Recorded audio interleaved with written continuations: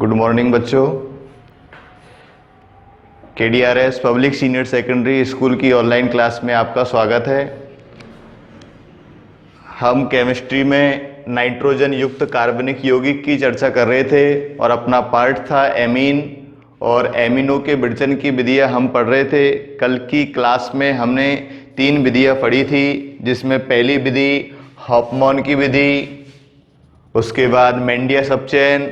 आज विभाजन की विधियों को आगे बढ़ाते हुए पहली अपनी जो विधि है वो है अम्ल क्लोराइड से, जिसे अपन बोलेंगे कर्टियस अभिक्रिया। अम्ल क्लोराइड से कर्टियस अभिक्रिया क्या होती है, ध्यान से सुनो। एसिटिल क्लोराइड की अभिक्रिया यदि सोडियम एजाइड से कराई जाए तो एसिटिल एजाइड प्राप्त होता है, जिसका जलअपघटन कराने पर 1 डिग्री एमीन प्राप्त होता है। इस विधि की सबसे उत्तम पहचान ये है कि इस विधि से बनने वाला 1 डिग्री एमीन या प्राथमिक एमीन 1 कार्बन कम वाला प्राप्त होता है। इस विधि की सबसे अच्छी उत्तम पहचान यह है कि इस विधि के द्वारा बनने वाला प्राथमिक एमीन 1 कार्बन कम प्राप्त होता है। तो डायरेक्टली आप लोगों से माध्यमिक शिक्षा बोर्ड में क्वेश्चन पूछा जा सकता है, 1 डिग्री एमीन का निर्माण करो जिसमें 1 कार्बन कम प्राप्त हो। तो ध्यान देंगे अम्ल क्लोराइड से। मैंने बोला एसिटिल क्लोराइड का सूत्र क्या है, CH3 single bond C double bond O single bond Cl। This is a acetyl और Cl का मतलब क्लोराइड। एसिटिल क्लोराइड की अभिक्रिया मुझे सोडियम एजाइड मतलब N3, ये सूत्र हो गया आप लोगों का सोडियम एजाइड का।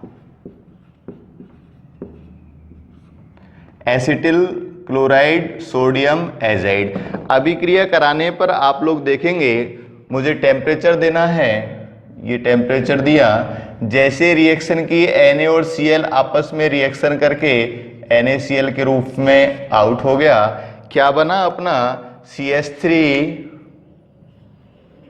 Single bond C double bond O single bond N3। ये मैंने बना लिया। अब आप लोगों को क्या नजर आ रहा है कि ये समूह तो मेरा था एसिटिल समूह, ये समूह तो था एसिटिल समूह और ये समूह था मेरा एजाइड समूह।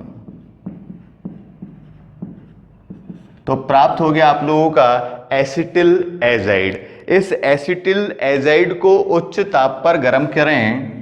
ये एसिटिल एजाइड उच्च टेम्परेचर पे मैंने गर्म किया तो N3 N2 के रूप में, N2 फॉर्म के रूप में आउट हो जाएगा। ये N2 के रूप में आउट हो गया और क्या बन गया आप लोगों का N single bond C double bond O single bond N।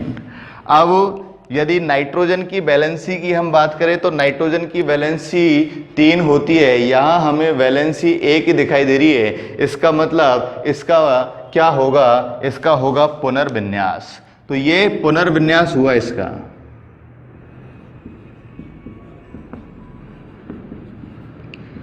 जैसे इसका पुनर्विन्यास हुआ, क्या कंडीशन में अप्लाई हुआ, N सिंगल बॉन्ड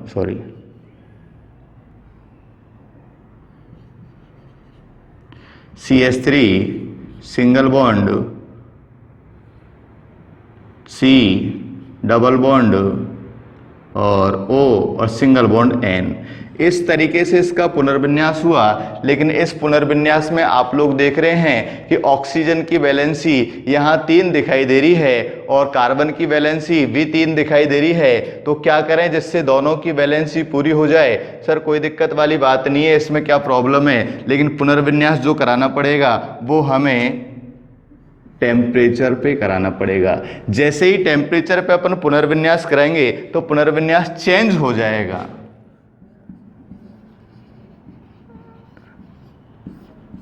पुनर्विन्यास चेंज हो जाएगा और चेंज होने पर क्या प्रतिक्रिया होगी, CH3 single bond N double bond C और डबल बॉन्ड O, ये बनेगा आपका MIC।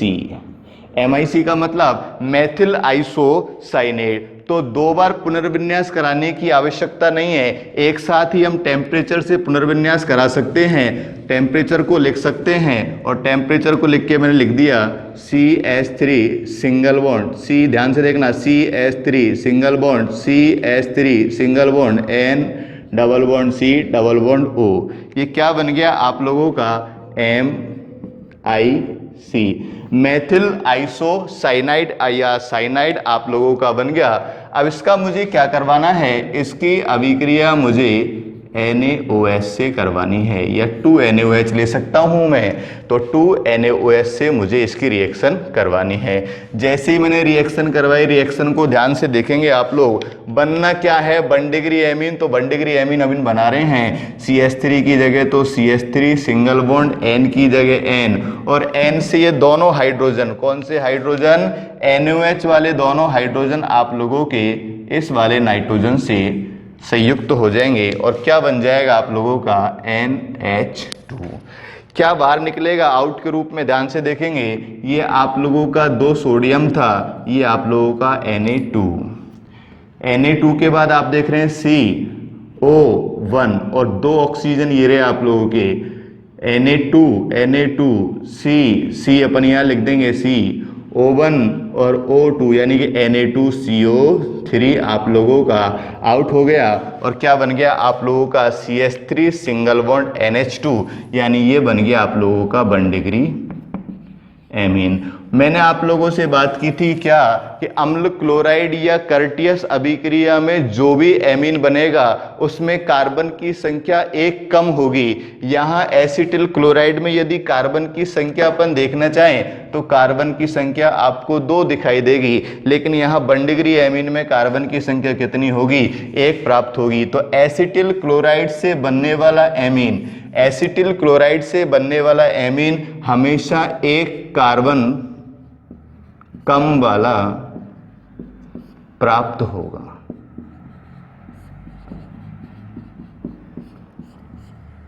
ये इसकी कंडीशन हो गई। तो डायरेक्ट भी आप लोगों से सवाल पूछ सकता है, तो उस 1 डिग्री एमीन का निर्माण करो जिसमें 1 कार्बन कम प्राप्त होता है। तो ध्यान रख लेना आप लोग, उसकी अभिक्रिया में अपन को किससे करानी है, अम्ल क्लोराइड से करानी है, और अभिक्रिया का नाम दूसरा क्या है, कर्टियस अभिक्रिया।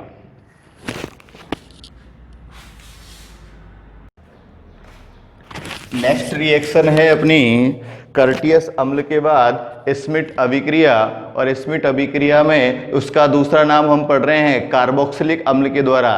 कर्टियस अभिक्रिया और स्मिट अभिक्रिया बिल्कुल दोनों सेम टू सेम अभिक्रिया हैं, क्योंकि दोनों में जो मध्यवर्ती उत्पाद बनता है वो मेथिल आइसोसाइनाइड MIC बनता है, और बनने वाला जो एमीन है वह 1 कार्बन कम श्रृंखला वाला बनता है। तो यहाँ तो अभिक्रिया अम्ल क्लोराइड से कराई थी और यहाँ अभिक्रिया कार्बोक्सिलिक अम्ल के द्वारा की जाएगी। कार्बोक्सिलिक अम्ल की अभिक्रिया हाइड्रोजोइक अम्ल, हाइड्रोजोइक अम्ल का सूत्र क्या है, HN3 से कराने पर ये वाला H और ये वाला OH H2O के फॉर्म के रूप में बाहर निकल गया। बना क्या, बनने वाला वही एसिटिल एजाइड बन गया। उस एसिटिल एजाइड को उच्च ताप पर गर्म करने पर ये टेम्परेचर और ये उच्च टेम्परेचर पर गर्म करने पर क्या बना, MIC बना। यहीं इसका क्या हो गया, यहीं इसका पुनर्विन्यास हो गया। पुनर्विन्यास होने पर MIC मेथिल आइसोसाइनेट प्राप्त हुआ, और मेथिल आइसोसाइनाइड की अभिक्रिया NaOH से कराने पर, जैसे ही NaOH से कराएंगे ये वाला बंध तो यहाँ से और ये वाला बंध यहाँ से पृथक होगा। दोनों हाइड्रोजन नाइट्रोजन के साथ जुड़ के CH3 सिंगल बॉन्ड NH2 बनाएंगे, और ये आप लोगों का Na2, ये Na2, ये आपका C, ये आपका C, और ये O1 और ये O2 यानी O3, तो क्या बाहर निकल गया Na2CO3। क्या प्राप्त हो गया आप लोगों का 1 डिग्री एमीन। यहां देखो, यहां कार्बन की संख्या आपको 1 और 2 दिखाई दे रही है और यहां कार्बन की संख्या कितनी दिखाई दे रही है, 1 दिखाई दे रही है। इसका मतलब ये हुआ कि स्मिथ अभिक्रिया में भी बनने वाला एमीन एक कार्बन कम श्रृंखला वाला प्राप्त होता है, एक कार्बन कम श्रृंखला वाला प्राप्त होता है। दोनों अभिक्रियाओं में बिल्कुल सेमनेसता है, बिल्कुल मेथिल आइसोसाइनेट आप लोगों को प्राप्त होता है, जिसकी अभिक्रिया NaOH से कराने पर 1 डिग्री एमीन प्राप्त होता है। केवल अंतर इतना सा है, यहाँ अम्ल क्लोराइड है और यहाँ कार्बोक्सिलिक अम्ल है। ध्यान रखना, दोनों अभिक्रियाओं में बनने वाला एमीन जो भी 1 डिग्री एमीन है वह एक कार्बन कम श्रृंखला वाला प्राप्त होता है। अब नेक्स्ट रिएक्शन की अपन चर्चा करते हैं।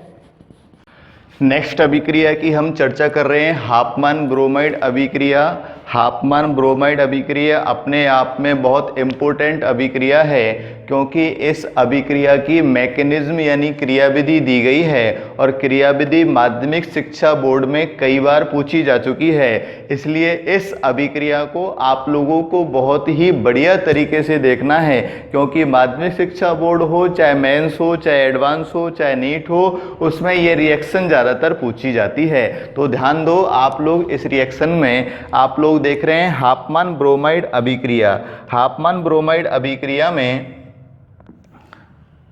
एमाइड की अभिक्रिया ब्रोमीन जल के साथ, एमाइड की अभिक्रिया ब्रोमीन जल के साथ पोटेशियम हाइड्रोक्साइड से कराई जाती है। एमाइड की अभिक्रिया ब्रोमीन जल के साथ पोटेशियम हाइड्रोक्साइड से कराई जाती है।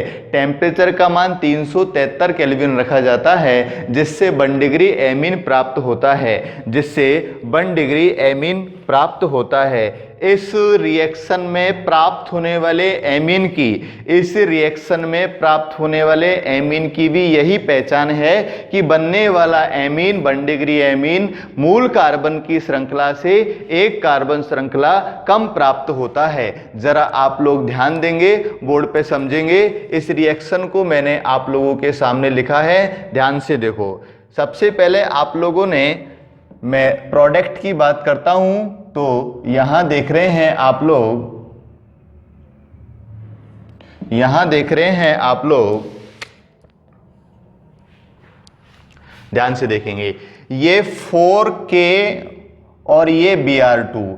इस 4K और Br2 में दोनों आपस में रिएक्शन करेंगे और रिएक्शन करके 4K में से 2 पोटेशियम 2 ब्रोमीन के साथ रिएक्शन करके प्रोडक्ट बाहर निकालेगा आप लोगों का 2KBr।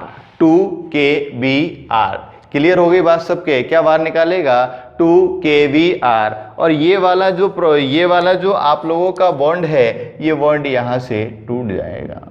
टूटने पर ये वाला एल्किल समूह और ये वाला एमीन समूह दोनों आपस में रिएक्शन करेंगे और रिएक्शन करके क्या बना लेंगे? 1 डिग्री एमीन। तो 1 डिग्री एमीन में आप लोग देख रहे हैं कि यहाँ कार्बन की संख्या 1 है और यहाँ 2 है, जबकि यहाँ कार्बन की संख्या कितनी दिखाई दे रही है आप लोगों को?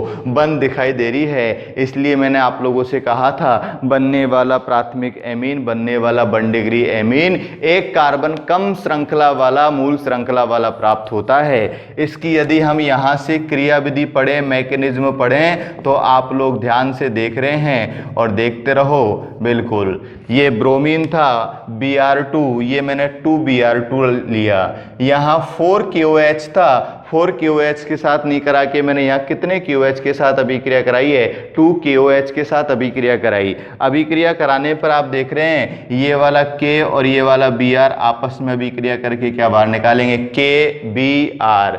ये वाला K, ये वाला O और ये वाला Br, ध्यान से, ये वाला Br, ये वाला K और ये वाला O आपस में अभिक्रिया करके क्या बाहर निकालेंगे? Potassium hypobromide.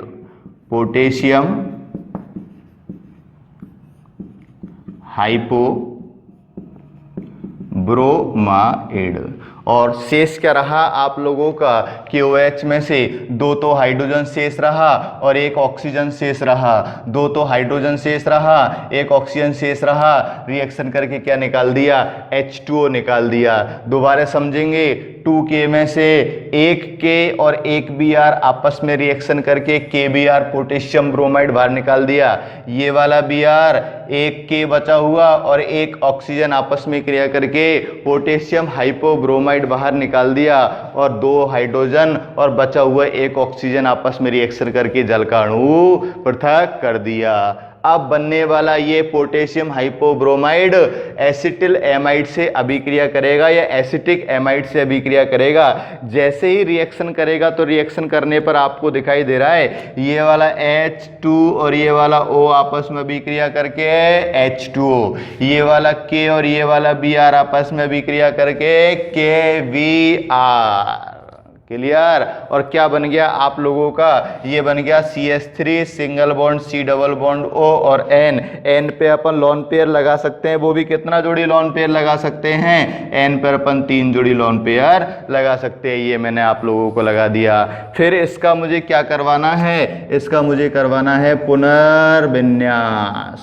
जैसे ही मैंने पुनर्विन्यास कराया क्या प्राप्त हो गया आप लोगों का, MIC मेथिल आइसोसाइनाइड। पुनर्विन्यास की क्या विशेषता होती है, पुनर्विन्यास का अर्थ होता है कि उस यौगिक में, उस फॉर्मूले में अणु तत्व तो यौगिक ही रहते हैं, केवल उनके जुड़ने का तरीका, उनके जुड़ने का चयन अलग हो जाता है। तो ये आप लोगों का MIC हो गया। अब यहाँ देखो, यहाँ क्या था, 2 ब्रोमीन थे, दोनों ब्रोमीन काम में आ गए। 4 KOH था जिसमें से 2 KOH आ गए, बचा कितना KOH है आप लोगों का, 2 KOH। तो मैंने 2 KOH से अभिक्रिया करा दी। अभिक्रिया कराने पर ये वाला बंध यहाँ से टूटेगा, ये टूट गया, और ये वाला बंध यहाँ से टूटेगा। ये दोनों हाइड्रोजन तो नाइट्रोजन से जुड़ेंगे और ये सभी कंपाउंड साथ में अभिक्रिया करेंगे। तो CH3 सिंगल सिंगल N और दोनों हाइड्रोजन आपस में NH2 और क्या बाहर निकल गया K2CO3 और ये बन गया आप लोगों का 1 डिग्री एमीन। क्लियर। यहाँ देखो एसिटिल एमाइड में कितने कार्बन थे, 2, और यहाँ कितने कार्बन हैं आप लोगों का, 1। तो बनने वाला हाफमान ब्रोमाइड अभिक्रिया में भी बनने वाला एमीन 1 कार्बन कम श्रृंखला वाला प्राप्त होता है। यह आज आप लोगों के एमिनो के विरचन की विधियां समाप्त हो चुकी है। एमिनो के विरचन की विधियां समाप्त हो चुकी है। कल के टॉपिक में हम एमिनो के भौतिक गुण, एमिनो के भौतिक गुण की चर्चा करेंगे जिसमें से तुलनात्मक क्वेश्चन आ जाता है। धन्यवाद विद्यार्थियों।